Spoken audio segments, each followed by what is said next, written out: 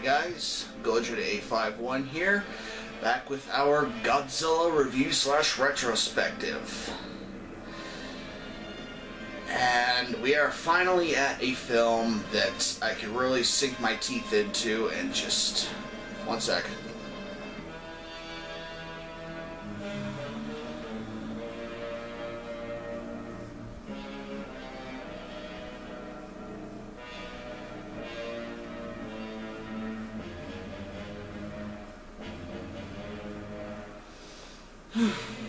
Sorry about that. I haven't heard that song in a while after watching the past few films. So, our next film is... Now, forgive me if I mispronounce this. I do not speak fluent Japanese. I'm just reading from what I have here. So, yeah. Chikugogeki Mirai Godzilla Tai Gigan. English translation, Earth Destruction Directive, Godzilla against Gigan. U.S. theatrical release as Godzilla on Monster Island. I always knew it as Godzilla vs. Gigan.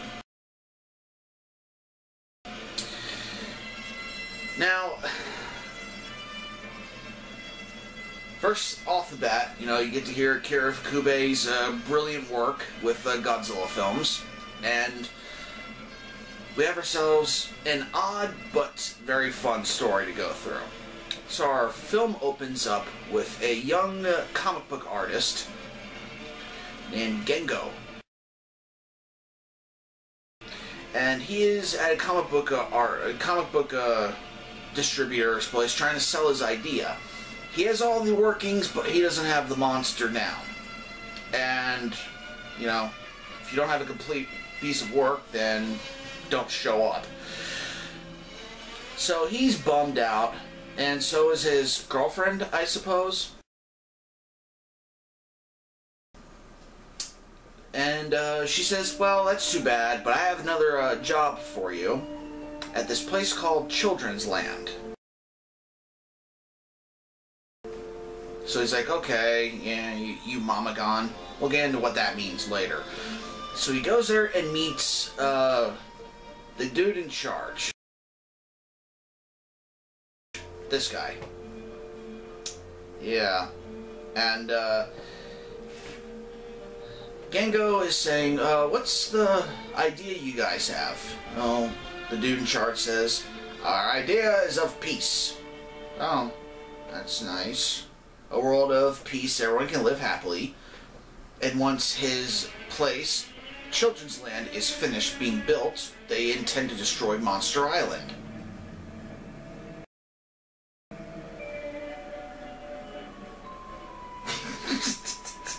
No, really, what do these guys want to do? They really want to destroy... Well, good luck with that. But, what's really cool about this place is, at the center of Children's Land is a Godzilla tower that stands 50 meters tall, which is the same size as Godzilla in the Showa series. So Gengo goes home, and he starts working up ideas for the Children's Land, because the guy in charge wants to have some ideas for monsters. And, then we reintroduce to the girlfriend, and we see what Mamagon is. It's the dreaded monster of strict mothers. And the other idea he has is the homework monster. Okay. Let's roll with it. So the next day, Gengo shows up at the Children's Land office in Tokyo to drop off his ideas with a very small pouch. I don't understand what really he was carrying with him to drop off ideas when he's bumped into by this young lady. She's in a huff and really needs to get out of there. But on the way out, she drops something.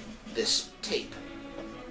Well, the guy in charge of Children's Land comes out with some goons looking for the girl and wanting to recover what was stolen, but Gengo points him in the wrong direction. So they go off, and Gengo picks up the tape.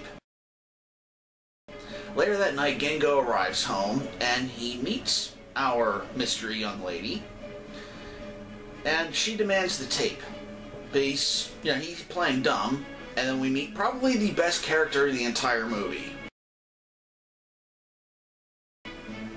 Yes, who sticks the Gango up with a object, portraying it as a gun and wanting what was stolen. But Gango doesn't have it, and he passes out.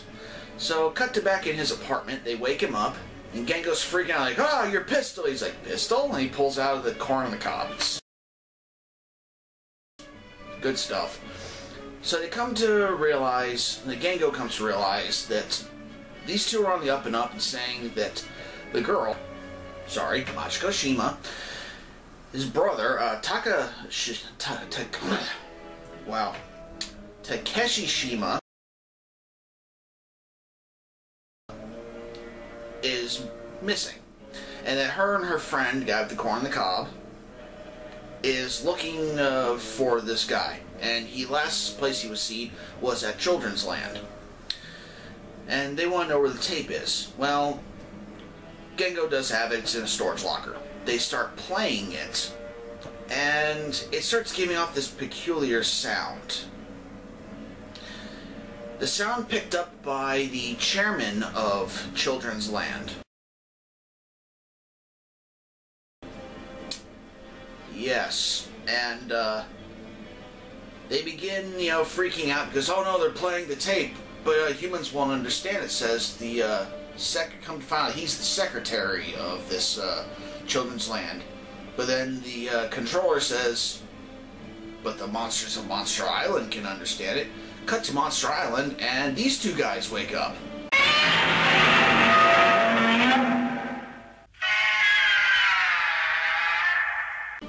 Yes, Godzilla and Anguirus. And they begin talking to each other. I kid you not, they begin talking to each other. Godzilla and Anguirus are talking to each other. Godzilla's sending Anguirus off to go find out what that sound was. In the Japanese version, they actually talk with speech bubbles. In the American version, they have like this distortion to their voices, but then they start speaking in American accents. Yeah. Okay. So Gango starts doing some investigating into Children's Land with his two new friends. Come to find out that the controller is from a small village about 50 miles outside of Tokyo. They go there, and it seems like that there's a funeral. Come to find out that the controller, or the chairman, I should say, his name's Fumio. And apparently he's been dead for over a year. They're like, no way, we just saw him. And no, there's actually a funeral. It was the year anniversary of his passing. And they're showing pictures of him, and yeah, it's him. So they go back to Tokyo, and Gango is a little more apprehensive around the chairman and the secretary, when he actually finds the brother. And when he does that, he plays it off like, okay, I know where he is, let's go back home. But the secretary follows him back, and we meet the girlfriend again, and she beats up the secretary and his hired goons. But he's able to get the tape back to the Godzilla Tower. Finally, at the Godzilla Tower, the chairman and the secretary send a message back to Nebula Space Hunter M. Where is that? It's out in space. Okay, I don't know exactly where it is. I'm not an astronomer or anything like that, so.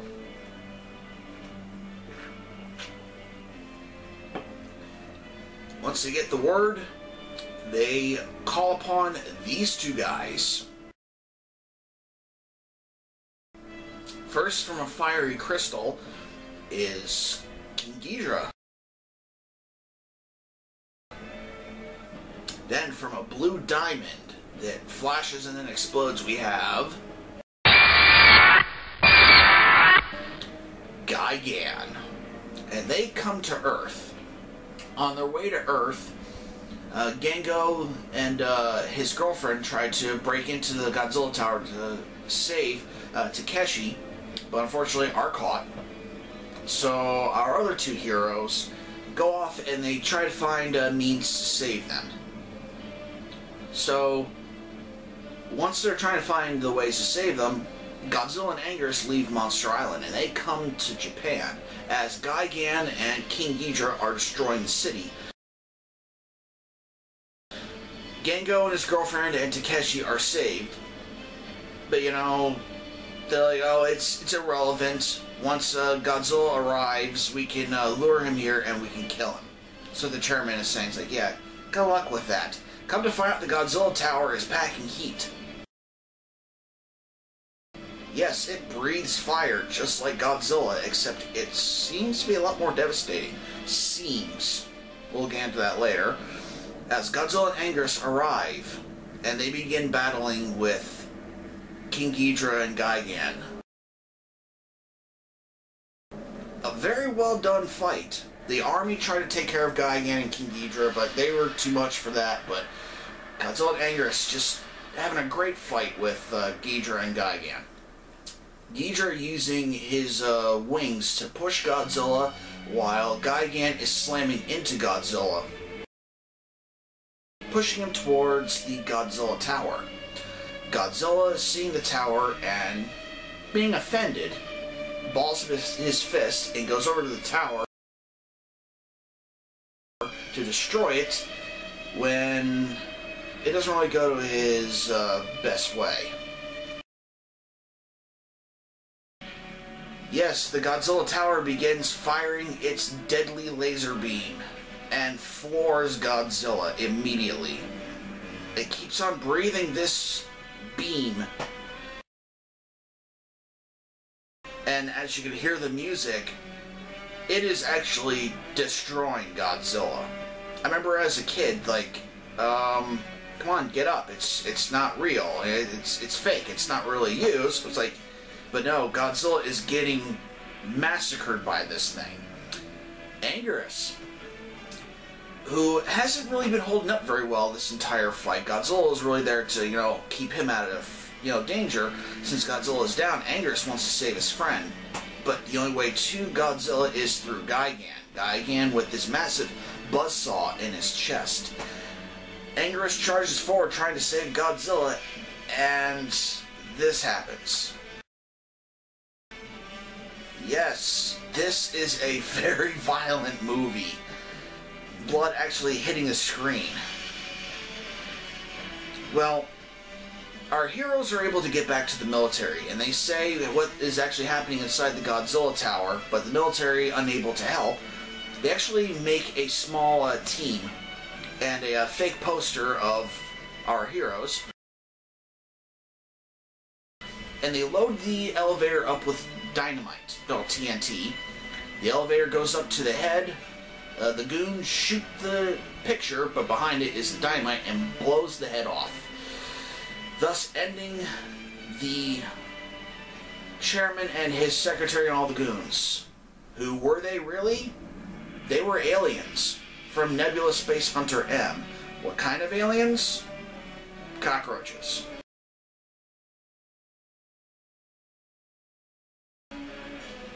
Yeah, they're cockroaches. And things seem very grim. Even though the control tower has been destroyed, Godzilla is still down and unable to stand. Anguirus is still reeling from his attack. Gigan and King Ghidorah are no longer being controlled by the tower, which could be good, but most likely not, because if they're not there to be controlled not to do something, that means they're just going to destroy everything and no one able to call them off. Godzilla's starting to get up to his feet, but then Gigan going over and begins pounding on Godzilla's forehead, causing him to bleed.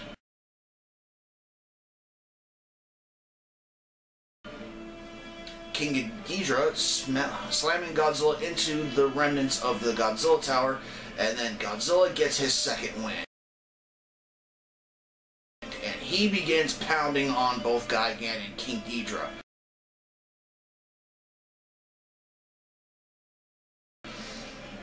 Anguirus rejoining the fight. It becomes a big old tag team match, and it's just awesome to watch. I wish I could show it, but, you know. Godzilla and Anguirus defeating King Ghidorah and Gigan. The two bad monsters exiting as Godzilla and Anguirus roar in victory and then leave the area, but going back to Monster Island. Well, that was Godzilla vs. Gigan. And this is an awesome movie, guys.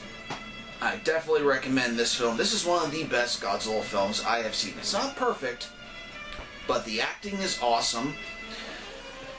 The monster action is awesome.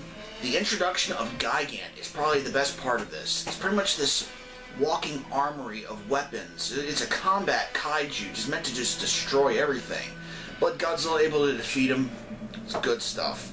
The reintroduction of King Ghidorah is awesome, which makes me wonder, is the timeline messed up now? Are we in the future now after Destroy All Monsters?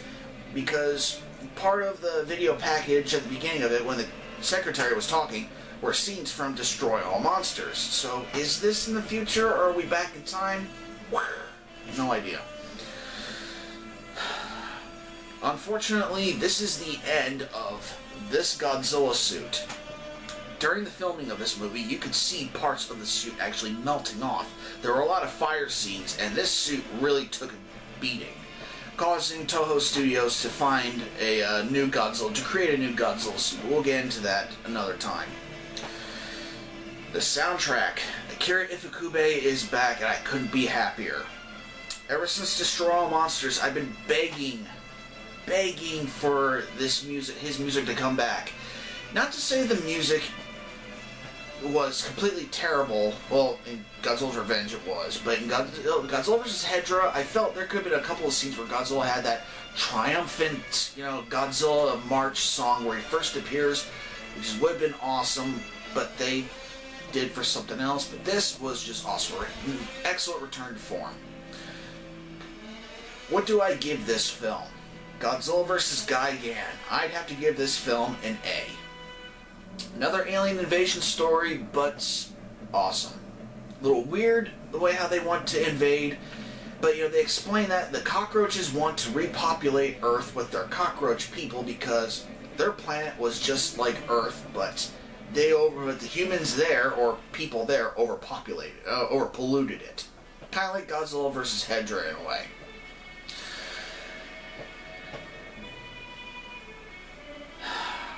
Godzilla vs. Gigan. Go watch this movie. It is awesome. I give this film an A. I'm Gojo A51 saying goodnight. See y'all later.